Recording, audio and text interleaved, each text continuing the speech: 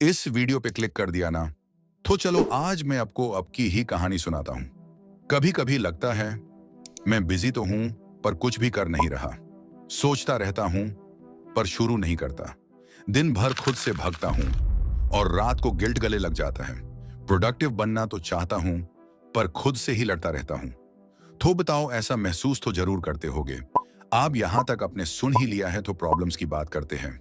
इस वीडियो में आपको मैं 3 प्रॉब्लम्स के सॉल्यूशन बताऊंगा जिसको आप फॉलो करके अपनी प्रोडक्टिविटी 100% बढ़ा सकते हो। बस आपको ये वीडियो पेशेंटली देखना है। और इस वीडियो के एंड में मैंने कुछ most popular theories like modified pomodoro technique and Eisenhower matrix, problem no one, overthinking. आप बहुत ओवरथिंक करते हो।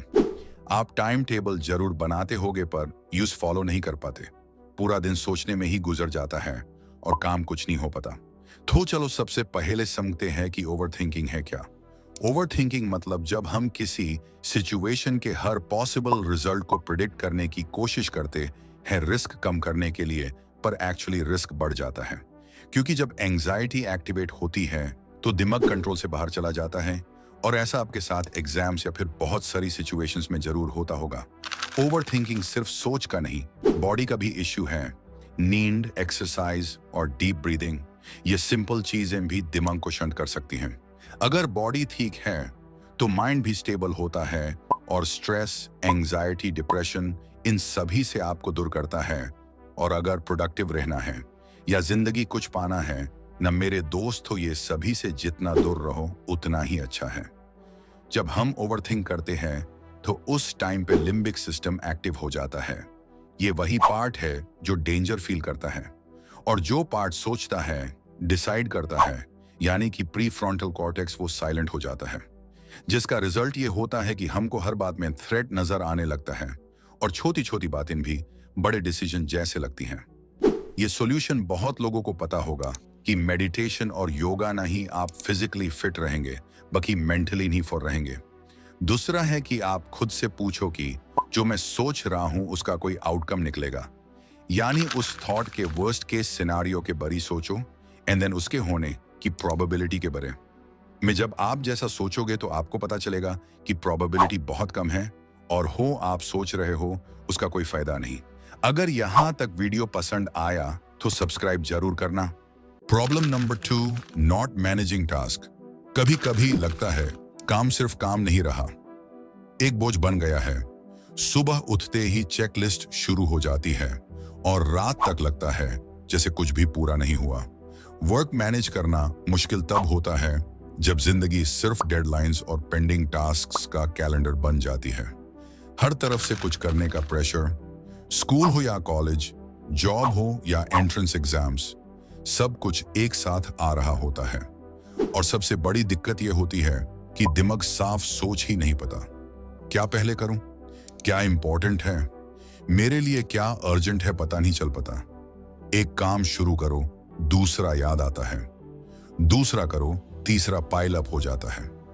आखिर में मल्टीटास्किंग के चक्कर में कुछ भी प्रॉपरली नहीं होता और तब होती है गिल्ट। दिन भर बिजी थे लेकिन रात को लगता है मैंने किया क्या। प्रोडक्टिविटी का मतलब सिर्फ काम खत्म करना नहीं होता, उसका मतलब होता है पीस के साथ काम करना। पर यह पीस मिलता ही कहां है? कमेंट में जरूर बताना कि ऐसा आपके साथ होता है कि नहीं। तो चलो देखते हैं कि इसके सॉल्यूशन क्या हो सकते हैं। सबसे पहले हर काम को एक जगह लिखो। दिमाग को स्टोर रूम मत बनाओ। टू डू लिस्ट सिंपल होनी चाहिए, लिखने से क्लैरिटी मिलती है। और जब तुम लिखते हो तो तुम्हारे थॉट्स ऑर्गेनाइज होने लगते हैं और तुम्हारी आंखों के सामने अगर काम होगा तो उसको करने में भी आसानी होगी।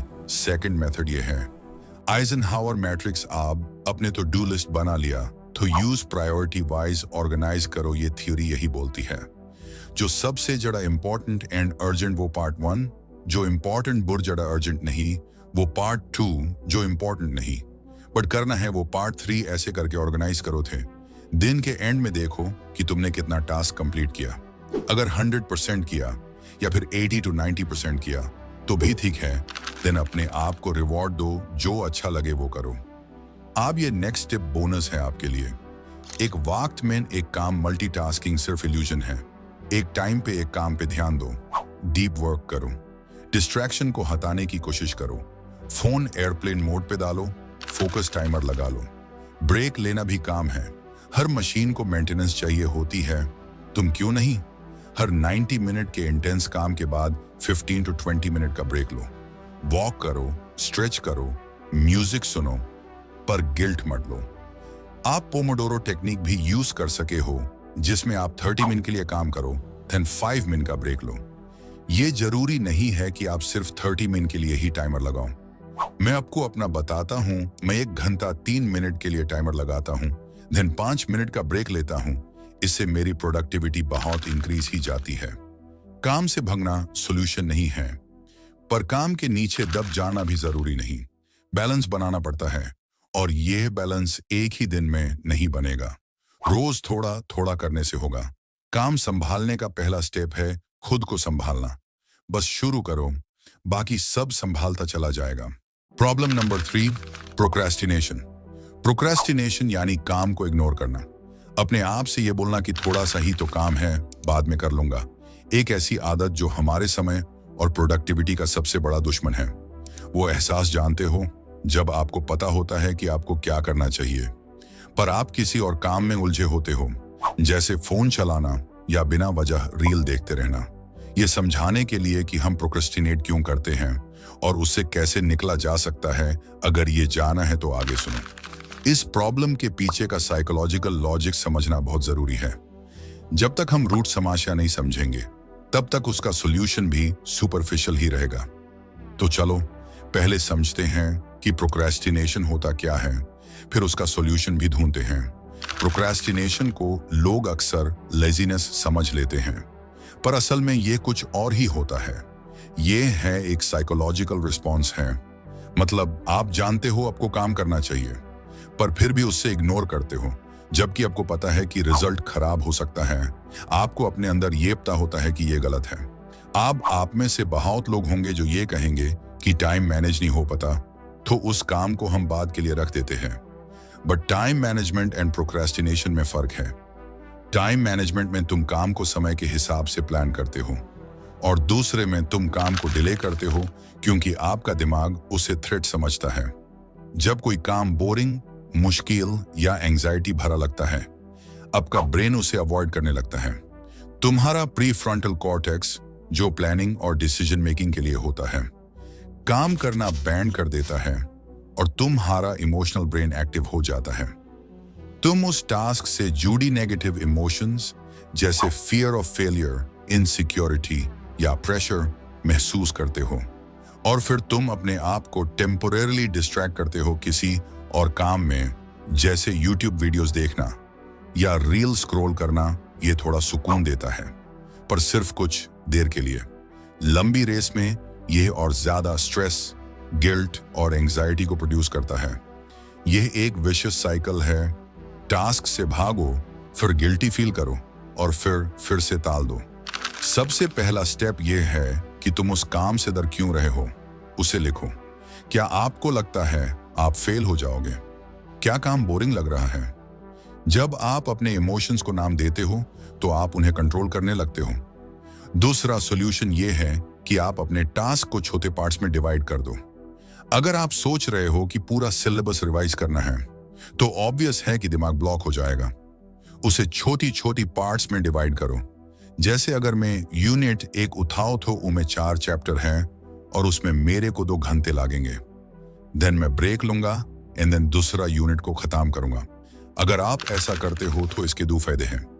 पहला, आप बिना सैचुरेट हुए ज्यादा काम कर पाओगे, और दूसरा, जब आप स्मॉल टास्क को कंप्लीट करोगे तो आपको कॉन्फिडेंस मिलेगा, जो अपने आप मोटिवेशन बन जाइएगा नेक्स्ट काम को कंप्लीट करने के लिए।